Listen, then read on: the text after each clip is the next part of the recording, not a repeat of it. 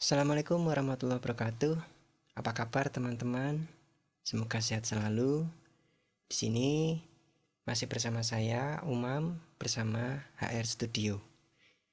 Kali ini kita akan membahas apa saja alat yang saya gunakan dalam recording.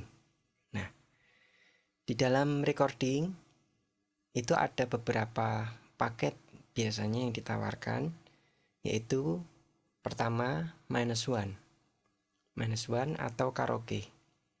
Nah, kalau minus one ini recordingnya yang dipakai cuma recording vokal, tidak perlu teks instrumen dan lain-lain.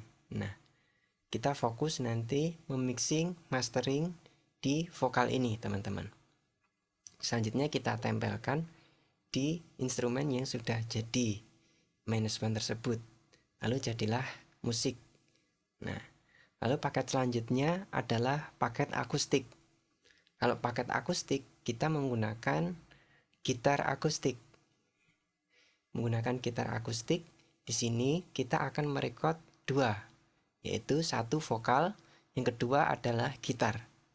Nah, untuk merekod vokal ini seperti sebelumnya, kita akan mentuning vokal tersebut. Setelah itu kita mixing dengan instrumen, yaitu gitar.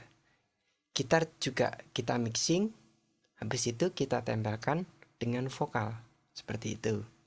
Lalu paket selanjutnya adalah paket full band. Nah, ketika kita merujuk ke paket ini, untuk studio yang kualitas bagus, itu pasti perangkatnya akan menggunakan alat aslinya. Contoh misal, drum akan menggunakan drum.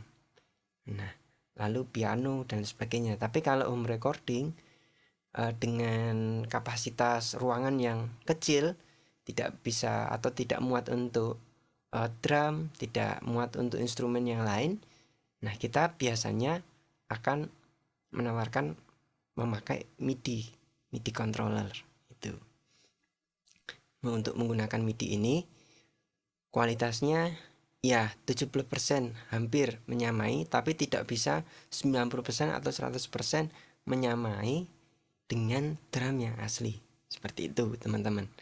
Nah, kalau ingin lebih lanjut, untuk tanya-tanya silahkan komen di bawah. Begitu. Selanjutnya saya akan menceritakan atau menginformasikan apa saja alat yang saya pakai. Yang saya pakai mulai dari mic, ya, dari mic, lalu kabel, habis itu ke mixer, habis itu ke Ultra Gain Pro Behringer, ini sebagai preamp-nya teman-teman. Lalu ke komposer atau kompresornya, kompresor manual, baru masuk ke perangkat namanya Focusrite atau audio interface. Baru kita lanjut ke DAW.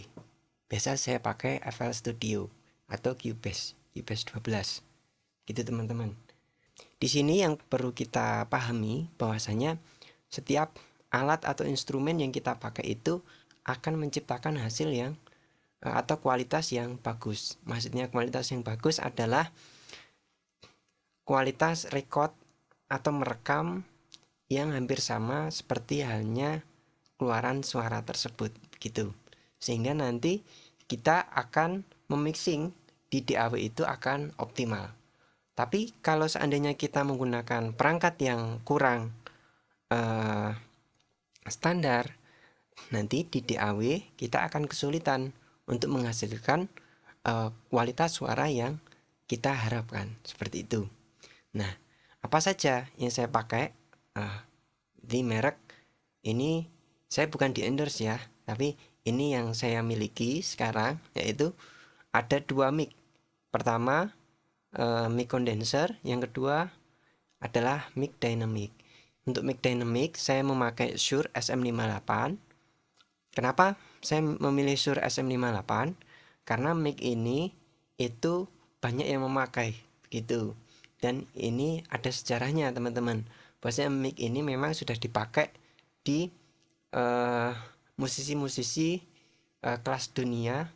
Lalu kabelnya usahakan memakai kabel yang standarnya teman-teman. Bisa memakai Canare, bisa memakai Lindi, bisa memakai Mogami, sehingga hantaran listrik itu akan sempurna begitu, karena suara kita ini akan diantarkan oleh tegangan atau aliran listrik itu menuju ke perangkat-perangkat recording. Nah, selanjutnya mixer, saya memakai mixer Yamaha 16 MGXU. Teman-teman bisa memakai mixer apapun, ya mixer apapun, atau nggak memakai mixer juga tidak masalah, begitu. Mixer ini kita butuhkan ketika kita ingin memakai beberapa mikrofon. Kalau kita memakai mic banyak, maka membutuhkan channel mixer yang tidak hanya 2 atau 3, begitu teman-teman. Lalu kita dari mixer ini akan diproses di preamp. Nah, preamp ini fungsinya untuk apa? Nah, preamp ini ada 2 ya. Satu fungsinya adalah untuk menambah gain atau menambah tenaga power suara. Yang kedua berfungsi untuk pewarnaan, begitu teman-teman, mewarnai suara itu agar suara menjadi berkarakter.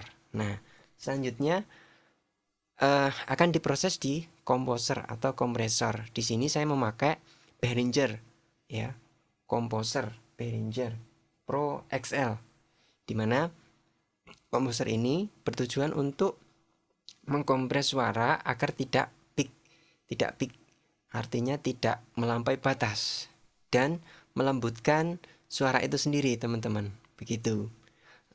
Selesai dikompres atau dikomposer ini menuju ke audio interface. Saya kebetulan memakai Focusrite Studio, dimana Focusrite ini juga standarnya untuk recording teman-teman. Saya sekarang baru mempunyai 2 channel untuk menuju ke DAW ya, yang Focusrite 2i2 Studio itu hanya 2 channel. Tapi alangkah lebih bagusnya ketika teman-teman memiliki audio interface yang tidak hanya 2 channel teman-teman. Nah, mungkin itu dari saya. Bolehlah komen dan share video ini sebanyak-banyaknya kepada teman-teman yang lain. Mungkin itu dari saya. Wassalamualaikum warahmatullahi wabarakatuh.